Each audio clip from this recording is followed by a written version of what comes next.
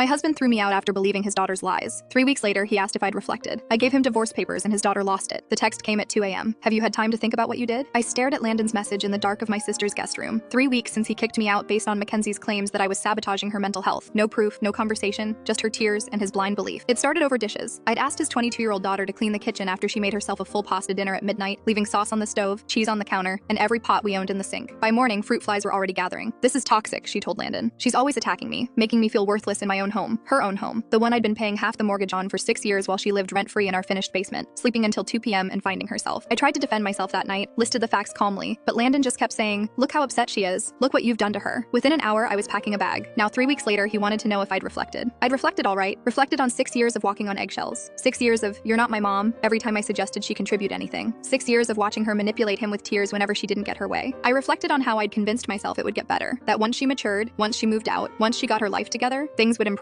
I'd been waiting for once for 6 years. My sister had been more direct. She's never going to move out. Why would she? Free rent, free food, and a dad who believes everything she says. And he just proved that if she cries hard enough, she can get rid of anyone who threatens that setup. I'd spent the first week crying, the second week angry. By the third week, I'd made an appointment with a divorce attorney. I responded to Landon's text. Yes, meet me at the house tomorrow at noon. The next morning, I dressed carefully. Not for him, but for me. I wanted to feel strong for what came next. When I pulled into our driveway, I sat in the car for a moment. 6 years of my life were in that house. 6 years of trying to build something with a man who, when it came down to it, would throw me away based on his daughter's word alone. Landon opened the door looking rough, unshaven, his shirt wrinkled. Mackenzie stood behind him in the living room, arms crossed, that same expression she always wore around me, smug satisfaction barely hidden under fake concern. Come in, Landon said. I'm glad you're ready to talk. I walked past him and stayed standing. Let's make this quick. Carly, his voice had that wounded tone. I've been thinking a lot too. This has been hard on all of us, but I think if we commit to family therapy, if you apologize to Mackenzie and we set some boundaries, we can fix this. Boundaries? I almost laughed. Yes, he nodded, encouraged. Mackenzie and I discussed it. She's willing to forgive you if you acknowledge how your behavior affected her. And going forward, maybe you could be more mindful of, I pulled the manila envelope from my bag. His words died. What's that? Divorce papers. I had them drawn up last week. I set them on the coffee table between us. I did reflect, Landon. I reflected on 6 years of being a guest in my own home. 6 years of financing your daughter's extended childhood while she convinced you I was the problem. Dad, Mackenzie's voice went sharp. Dad, do something. Landon picked up the envelope with shaking hands. Carly, wait. You can't be serious. Let's talk about this. We are talking. I'm telling you, it's over. But the house, our marriage, you're just going to throw it all away. Throw it away? My voice stayed level. You threw me out 3 weeks ago without a conversation, without even asking for my side. Your daughter said I was toxic, and within an hour, my bags were packed. I was protecting her. Come see what you've been protecting. I opened the basement door and Landon saw it. A second kitchen, dishes for two, a small dining table with candles, a calendar marked with date nights in Mackenzie's handwriting. She'd photoshopped me out of our wedding picture and put herself in a dress next to him. Anniversary cards signed in his handwriting she'd been practicing. Meal plans for romantic dinners. Mackenzie had been living a complete fantasy life down here where she was his partner. Hanging on the back of the door was my wedding dress, altered to fit her, and Mackenzie was standing behind us wearing it. Full story on channel linked below.